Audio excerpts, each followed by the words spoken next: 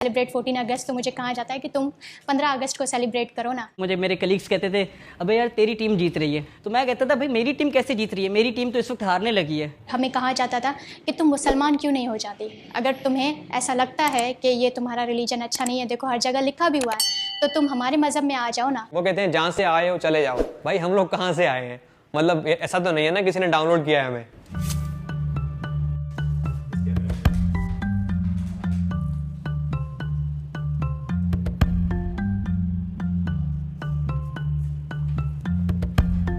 मेरा नाम संजय मथरानी है। मेरा नाम राजेश कुमार है। मेरा नाम डॉक्टर सोरठ सिंधु है।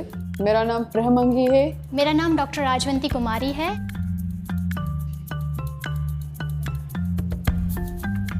वैसे तो हम स्कूल में किताबें इतनी शौक से नहीं पढ़ते थे जो सिलेबस की होती थी। सोशल स्टडीज़ पढ़ते थे, उसमें ऐसी चीज़ें होती थी कि हिंदू जो है अपनी बेटियों को सही से ट्रीट नहीं करते, उनको मार देते थे, पुराने ज़माने में उनको ज़िंदा ज़मीन में दफन कर देते थे। मेरे अपने ही भांजे ने मतलब स्कूल में उसको पढ़ाया गया कि काफिर का मतलब बुतों की पूजा करने वाला। तो जब वो घर आया और अपने अब्बू से पूछा कि अब्बू हम काफिर हैं, ऐसी चीज़ें हम पढ़ते थे तो इस तरह से होता था कि सब क्लास के जो लोग होते थे मेरी तरफ एकदम से देखते थे। वो बच्चे जो हिस्ट्री को ये किताब लेके इस किताब को एज ए हिस्ट्री बुक मानते हैं, उनको लगता है कि पाकिस्तान की जो पूरी हिस्ट्री है ये किताब है।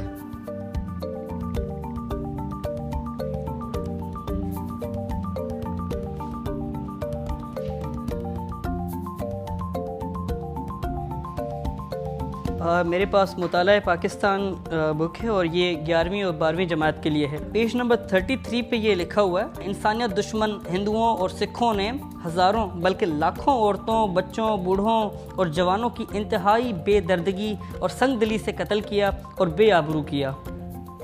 मतलब ये क्या बताने की कोशिश कर रहे हैं इस किताब के अंदर। इंसानियत दुश्मन हिंदू और सिख, मतलब इनकी नज़र में ये पहले ही बना हुआ है कि हिंदू और सिख जो होते हैं वो इंसानियत दुश्मन होते हैं, और अगर कहीं राइट्स होते हैं, कहीं फसादात होते हैं तो वो इक्वल होते हैं। यहाँ पर सिर्फ एक साइड की पिक्चर प्रेजेंट की गई है ताकि लोगों के जहन में आ जाए कि हिंदू जो हमारे मुल्क के अंदर पीसफुल माइनॉरिटीज़ हैं उनका शायद यही एजेंडा रहा है, इनकी शायद तरबियत भी यही रही है, हमेशा फसादात करते हैं, जबकि हकीकत इससे बिल्कुल बरक्स है।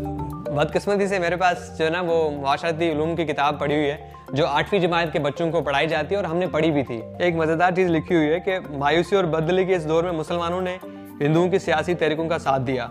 मकसद ये था कि किसी न किसी तरह अंग्रेज़ की गुलामी से निजात मिले, लेकिन हस्बे आदत हिंदुओं ने मुसलमानों के साथ हर जगह धोखा किया। धोखा करना तो मतलब ये कि ये तो कोई भी कर सकता है, मतलब ये कि चाहे वो हिंदू हो, चाहे मुसलमान हो, चाहे सिख हो, चाहे ईसाई हो। मतलब अगर वो चाहते मतलब तरीके से लिखना तो ये लिख सकते थे कि मतलब कांग्रेस ने दूसरी जो जमात थी उनके साथ धोखा किया। मेरे पास मुताला पाकिस्तान 9वीं और 10वीं जमात। तहरीक खिलाफत के बारे में जिस तरह से पता है उसमें ये एक चीज़ लिखी गई है, मुसलमान और हिंदू एक दूसरे के साथ मिलकर काम किया, लेकिन ये इत्तेहाद ज़्यादा देर ना चल सका और हिंदुओं की मुसलमान दुश्मनी उजागर हो गई। मैं मुसलमानों की दुश्मन कैसे हो सकती हूँ? जिस कंट्री में मैं रही हूँ, मैं मुसलमानों के साथ पली बड़ी हूँ, उनके साथ मैंने अपने त्यौहार सेलिब्रेट किए हैं, उनकी मैंने ईद सेलिब्रेट की है, वो कैसे मतलब हमारी दुश्मनी हो सकती है? मेरे दोस्त हैं जो वो सारे मुस्लिम हैं, वो मेरे रिलीजन की रिस्पेक्ट करती हैं, मैं उनके रिलीजन की रिस्पेक्ट करती हूँ। बहुत से हिंदू थे जिन्होंने पाकिस्तान बनने के बाद भी काम किया। हमारे बहुत सी हॉस्पिटल्स हैं जो हिंदुओं ने बनवाई।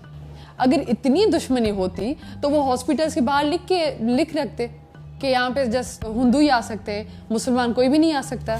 मुसलमानों की आमद से पहले हिंदू लिबास के मामले में सलीकामंद न थे। वो अपने जिस्म को 1 या 4 चादरों से ढांप लेते थे। मुसलमानों ने पहली दफ़ा लिबास सीने का तरीका राइज किया जो ज़्यादा बापर्दा और ज़्यादा खूबसूरत था।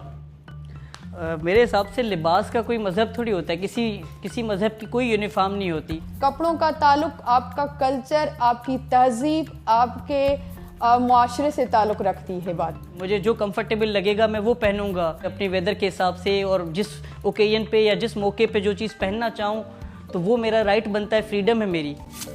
इसी बुक के पेज नंबर 2 पे यहाँ पर लिखा हुआ, तंग नज़री ने हिंदू समाज को मफलूज कर रखा था। औरत को फर्वतर मकाम दिया गया था, यानी कि इंफीरियर। क्या लिख रहे हैं ये? हमारे हिंदू मज़हब में औरतों को इतने हकूक़ हासिल हैं शायद ही कहीं हासिल हो। हम 5 बहनें हैं तो हमारी फैमिली में ऐसा कभी नहीं हुआ। इवन इतनी इज्जत और इतनी रिस्पेक्ट दी जाती थी शुरू से। जो कपड़े मेरे लिए आते थे बहनों के लिए भी वैसे ही सेम शॉपिंग होती थी। जो खाना मेरे लिए आता था, उनके जो खिलौने मेरे लिए आते थे, बहनों के लिए भी वही चीज़ें आती थी। कभी फ़र्क हमने देखा ही नहीं। हिंदू मजहब में अगर आप देखें तो देवियों की तो पूजा की जाती है। बेटियों को मतलब ऐसे कि घर की लक्ष्मी कहा जाता है कि वो बरकत होती है घर की। लिखा था जिन्होंने, उनके हाथ नहीं कांपे। मुझे लगता है कि उन्होंने बहुत नाइंसाफी की है। ये जो चीज लिखी हुई है ये तो बिल्कुल उलट है। तो मैं क्या पढूं?